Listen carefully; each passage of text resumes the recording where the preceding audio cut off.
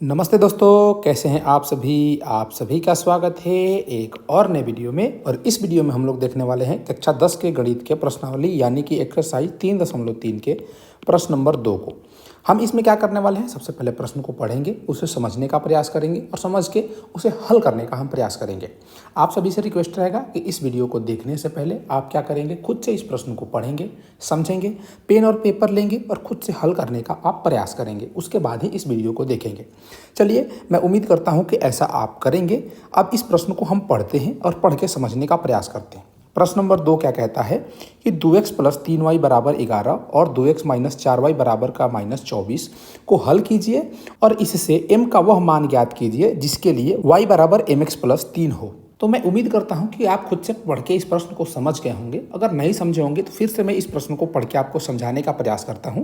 प्रश्न नंबर 2 में क्या दिया हुआ है कि एक रैखिक समीकरण युग्म दिया हुआ है। रैखिक समीकरण युग्म में दो समीकरण हैं। कौन कौन से समीकरण हैं इसको देख लेते हैं। हमें दो समीकरण दिए गए हैं। पहला समीकरण है 2x + 3y = 11। इसको चाहे तो हम मानक रूप में लिख सकते हैं। मानक रूप में कैसे लिखेंगे, 11 RHS में है तो 11 को LHS में लेके आएंगे तो इसका चिन्ह बदल जाएगा, तो -11 हो जाएगा, बराबर का 0 हो जाएगा। ऐसे भी लिख सकते हैं, या हम चाहें कि जैसे दिया हुआ है =11 ऐसे हम लिख दें। इसको समीकरण नंबर 1 मान लेते हैं। इसके बाद हमें दूसरा समीकरण दिया हुआ है 2x - 4y = -24। इसको हम समीकरण नंबर 2 मान लेते हैं। हमें दो समीकरण दे दिए गए हैं और इस समीकरण में हमें कह रहा है कि m के उस मान को ज्ञात कीजिए जिसके लिए यहाँ पे एक संबंध दिया गया है x और y के बीच में, y = mx + 3 दिया हुआ है। यहाँ से हमें m का मान ज्ञात करना है कि किस मान के लिए ये समीकरण संतुष्ट होगा। तो सबसे पहले हमें x का मान और y का मान ज्ञात करना होगा। x और y के मान को ज्ञात करने के लिए इस समीकरण को हमें हल करना होगा। तो हल करने के लिए हम किस विधि का प्रयोग करेंगे, बीजगणितीय विधि। और बीजगणितीय विधि में हम प्रतिस्थापन विधि का प्रयोग करने वाले हैं। ठीक है, तो इसको हम प्रतिस्थापन विधि से हल करेंगे। इसके बाद हम क्या करेंगे, जो भी x का मान आएगा और y का मान आएगा उस x और y के मान को इस समीकरण में हम रख देंगे। रखने के बाद ये क्या बन जाएगा, x का मान लेते हैं कि 2 आता है, y का मान लेते हैं कि 2 आता है, बराबर m का मान हमें नहीं पता है, ज्ञात करना है, और x का भी मान लेते हैं कि 2 आता है, तो +3। ये इस प्रकार से एक समीकरण बन जाएगा जो कि m में है, एक चर में है। तो एक चर के समीकरण को आसानी से हम हल करना जानते हैं, तो यहाँ से हम m का मान ज्ञात कर लेंगे। अब ये प्रश्न समझने की बात हो गई। अब यहाँ पे चलते हैं, इस प्रश्न को हम हल करते हैं। हम क्या करेंगे, दिए गए समीकरण युग्म जो हमें प्राप्त हैं इनको हम प्रतिस्थापन विधि से हल करेंगे। तो हम चाहते हैं कि यहाँ पे समीकरण 1 ले लें, समीकरण 1 से, और यहाँ पे हम y का मान या x का मान ज्ञात कर लेते हैं।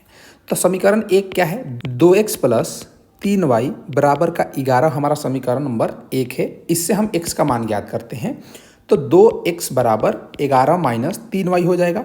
यहाँ से जब हम x का मान प्राप्त करेंगे तो 11 - 3y / 2 हो जाएगा। ये हमारा x का मान हो गया। इसको हम समीकरण नंबर क्या करते हैं, 3 मान लेते हैं।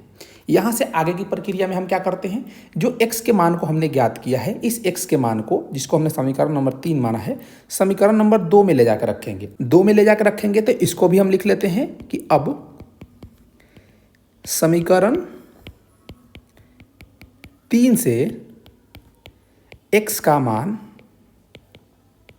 समीकरण 2 में रखने पर, जब हम इसको रखेंगे तो ये क्या प्राप्त होगा, यहाँ पे पर लिख लेते हैं।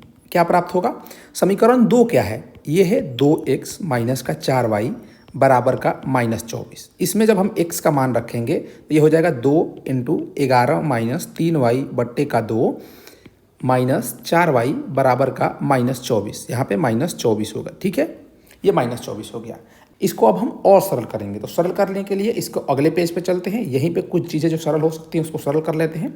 ये 2 से ये 2 कट जाएगा, क्या बचेगा, यहाँ पे होगा 11 - 3y - 4y = -24।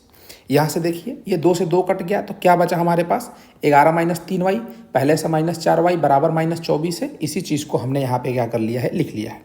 इसको अगर हम और सरल करते हैं तो ये क्या हो जाएगा, 11 का 11 और -3y - 4y - 7y हो जाएगा, बराबर का -24 हो जाएगा।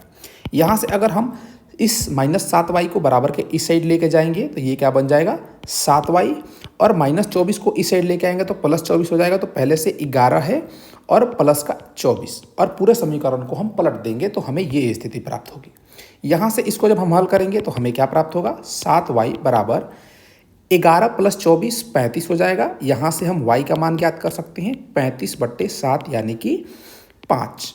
अब हमें क्या प्राप्त हो गया, एक y का मान प्राप्त हो गया। यहाँ से अगर हम देखें तो एक चर y का मान हमने ज्ञात कर लिया। अभी हमें x का मान ज्ञात करना है, तो यहाँ पे हम क्या करेंगे कि पुनः अब हम क्या करेंगे y बराबर 5 समीकरण 3 में रखने पर, यहाँ से हम चाहें तो इस y के मान को समीकरण नंबर 1 में रख सकते हैं, या 2 में रख सकते हैं, या 3 में रख सकते हैं। 1 में रखें या 3 में रखें एक ही बात है। हमने 1 को इतना सरल बना दिया है तो यहाँ से डायरेक्ट x का मान ज्ञात कर सकते हैं, इसलिए हम 3 में रखते हैं। 3 में रखेंगे तो क्या प्राप्त होगा, हमें समीकरण नंबर 3 पता होना चाहिए कि क्या है।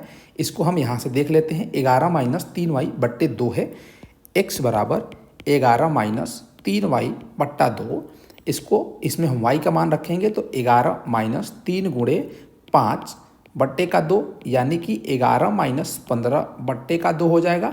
यहाँ से -4/2 होगा, यानी कि इसलिए x का मान हमें क्या प्राप्त होगा, x का मान -4/2 यानी कि -2 हमें प्राप्त होगा। ठीक है, यहाँ से x बराबर हमें -2 प्राप्त हुआ और y बराबर हमें 5 प्राप्त हुआ। अभी हमें यहाँ पे नहीं रुकना है, हमें m का मान ज्ञात करना है। देखिए m का वह मान ज्ञात कीजिए जिसके लिए ये समीकरण क्या हो, संतुष्ट हो। तो इस समीकरण को हम यहीं पे लिख लेते हैं, यहाँ पे हल कर लेते हैं। मान लेते हैं कि ये अगला पेज है। तो ये क्या प्राप्त होगा हमें, y बराबर mx + 3, y का मान 5 बराबर m का मान हमें ज्ञात करना है, x का मान -2 + 3। यहाँ से इसको जब हम सरल करेंगे तो 3 को इधर लेके आएंगे तो 5 - 3 हो जाएगा, यानी कि 2 के बराबर आ जाएगा। m - 2, यहाँ से हम इसलिए m का जब मान निकालेंगे तो 2/-2 होगा, यानी कि -1 हमें प्राप्त होगा। अतः हमें m का मान क्या प्राप्त होगा, -1 प्राप्त होगा। ये हो गया प्रश्न नंबर 2। उम्मीद है कि प्रश्न नंबर 2 आपको समझ में आया है। यदि ये समझ में आया है प्रश्न तो वीडियो को लाइक करेंगे, चैनल पर नए होंगे तो चैनल को सब्सक्राइब करेंगे, और आप इस वीडियो को अपने दोस्तों के साथ, साथियों के साथ, अपने ग्रुप में कहीं भी शेयर कर सकते हैं। ठीक है, तो इस वीडियो में बस इतना ही। फिर मिलते हैं किसी और वीडियो में, तब तक के लिए पढ़ते रहिए, मजे करते रहिए। जय हिंद।